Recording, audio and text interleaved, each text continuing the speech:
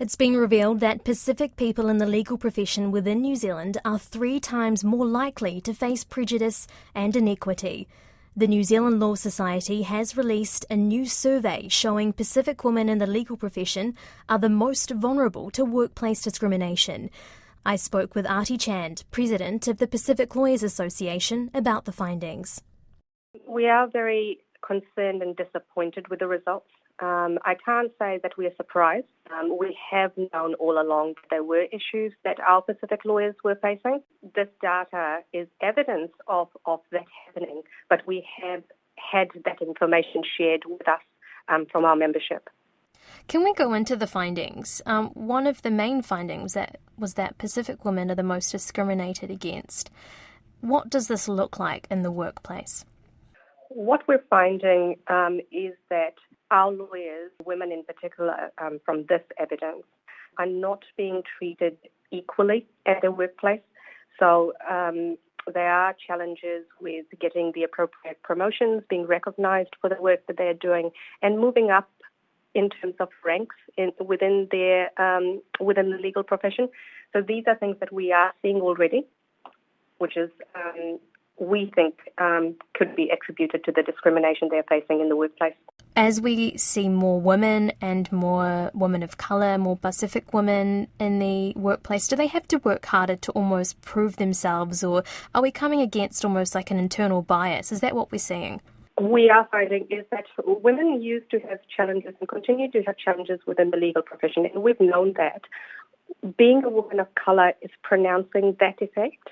And what we're seeing again is that Pacific women and Pacific lawyers are sometimes facing racial biases and sometimes unconscious biases. And there is a profiling that goes on with people's perception of what a Pacific person should look like and how a Pacific person should be.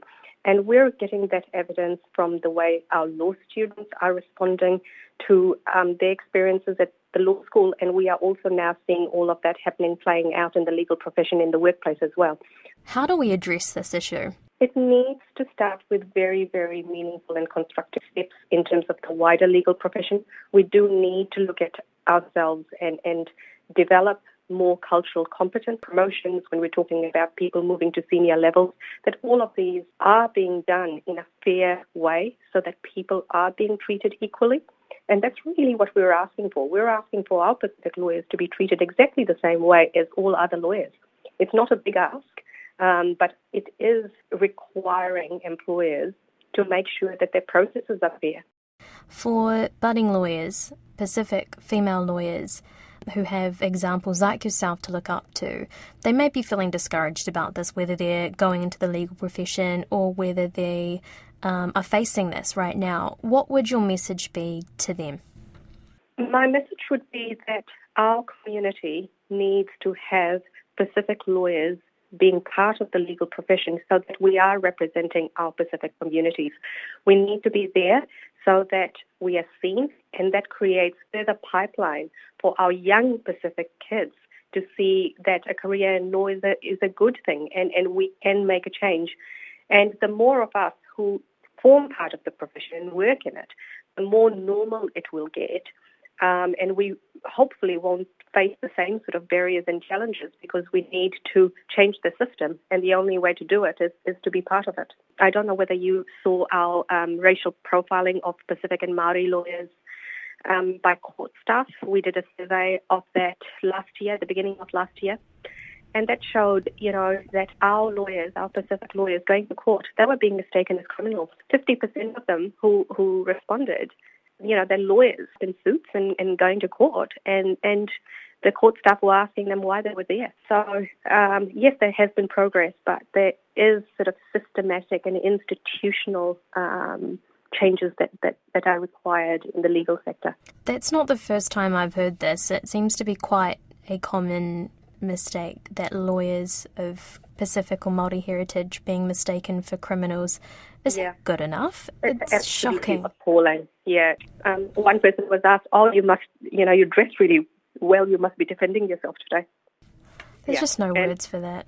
Is there going to be a review or anything that leads to practical change rather than just here's the issue and nothing being done about it? What we will be doing is engaging with the New Zealand Law Society to see whether we can work together to implement practical steps. But these are early days. In terms of our association, we have always supported our members and we will continue to do that. And that's the first and foremost step for us as an association, is to ensure that we continue the work of supporting our lawyers and make sure that they're feeling that they belong to our association and have that support. So that's the key, first and foremost. And then we will engage not just with the Law Society, but all other organisations who are keen to focus on implementing change. And we will work with them as required, because our goal really is to make sure that these sorts of data don't come through again. We had similar results in 2018. We've got the same type of results again in 2023. We really don't want to see the same again in the next survey.